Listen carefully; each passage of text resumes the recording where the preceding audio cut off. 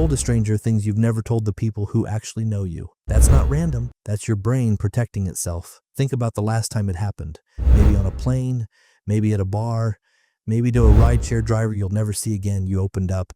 They're fast, easily. Words that stay locked up around your closest friends just spilled out. And afterward, you probably felt lighter, not exposed. Strange, right? The people who know your history, your habits, your face when you're lying are the ones you guard the most. But the real answer is far stranger than strangers are easier to talk to. Sociologist Georg Simmel noticed this over a century ago. He called it the paradox of the stranger. A stranger is close enough to listen, but far enough to have no stake in your life. No shared friends, no shared future, nothing to lose. That distance isn't a barrier to intimacy, it's the thing that makes intimacy possible in the first place. Here's what nobody tells you. With people who know you, every word you say gets filed away, judged against your past, weighed against what they already expect from you. Your brain knows this, so it edits you before you even speak. But a stranger has no file on you yet. Nothing you say can contradict a version of you they've already built. For a few minutes, you get to exist without a history. Notice that. It's happening to you right now in ways you don't clock. Psychologist Nicholas Epley at the University of Chicago ran a study on commuters. He asked one group to talk to a stranger on their train, another group to stay silent as usual. The people who talked to strangers reported a more positive commute every time, and yet almost everyone predicted the opposite beforehand. We assume connection with strangers will be awkward. It almost never is. So why do we keep avoiding it, even when it consistently makes us feel better?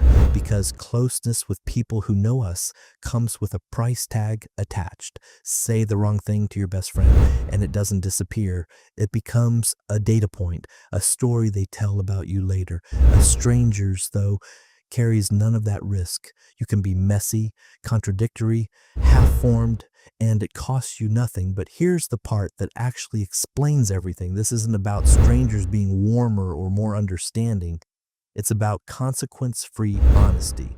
Psychologist Arthur Aaron spent decades studying how closeness forms, and his research kept landing on the same finding. Vulnerability, not familiarity, is what builds intimacy, and vulnerability is far easier to offer someone with zero power over your life. Your closest people have that power. That's exactly why you flinch before telling them the truth, which flips the whole assumption on its head. You'd think the people who know you best would be the safest place to be fully honest. Instead, familiarity quietly raises the stakes. The more someone knows about you, the more you feel you have to protect. Your brain isn't malfunctioning when it opens up to a stranger and locks up around a spouse or a parent. It's running a risk calculation, and right now, strangers are scoring lower on risk than the people who actually love you. That's not a flaw in your relationships. It's a signal.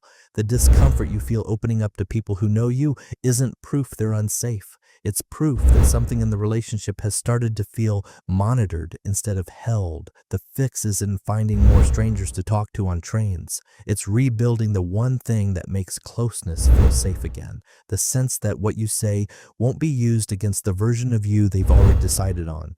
Because the goal was never to feel closer to strangers. It's noticing what strangers are quietly offering you so you can start asking for it from the people who are actually supposed to have it. That's the real work, not finding safer strangers, making the people closest to you feel like strangers again in the one way that matters, judgment-free. You've told a stranger things you've never told the people who actually know you. Maybe it's time the people who know you best got to hear them too. If you enjoyed this, consider subscribing for more videos.